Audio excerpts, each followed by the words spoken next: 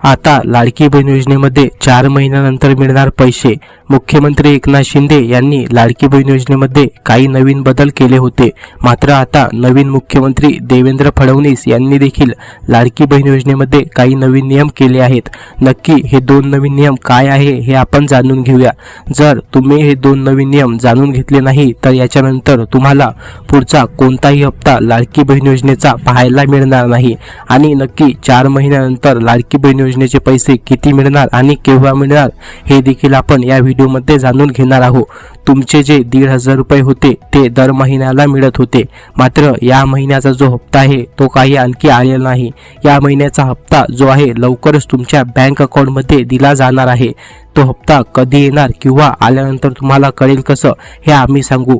तर तुम्ही आपल्या चॅनलला सबस्क्राईब नसेल केले तर चॅनलला सबस्क्राईब नक्की करा, कारण तुम्हाला लाडकी बहीणविषयी किंवा सरकारी कोणत्याही योजनेविषयी सर्वात आधी माहिती आपल्या चॅनलवरती दिली जाते। त्यासाठी तुम्ही आपले चॅनल सबस्क्राईब नक्की करा आणि कमेंट बॉक्समध्ये तुमचे जेवढेही प्रश्न असतील ते आम्हाला विचारा, आम्ही त्या प्रश्नाचे नक्की उत्तर देऊ। तर लाडकी बहीण योजनेचे जे 2100 रुपये होते ते 4 महिन्यानंतर किंवा भाऊबीजेनंतर तुम्हाला मिळणार आहे। सध्या 1,500 रुपये तुम्हाला प्रत्येक महिन्याला दिले जाणार आहे।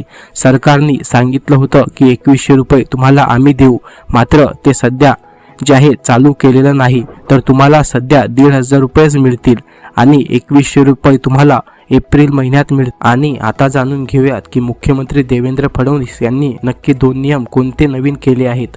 तर ते 2 नियम असे आहेत की पहिला नियम म्हणजे तुमचे रेशन कार्डमध्ये नाव असणे गरजेचं आहे।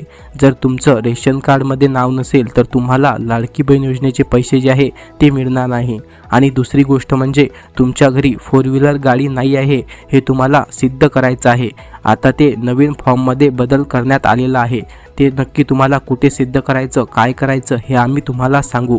त्यासाठीच तुम्ही आपले चॅनल सबस्क्राईब नसेल केले तर चॅनल सबस्क्राईब नक्की करा, कारण आपल्या चॅनलवरती अशाच नवीन अपडेट्स मिळत राहील। त्यासाठी चॅनल सबस्क्राईब नक्की करून ठेवा।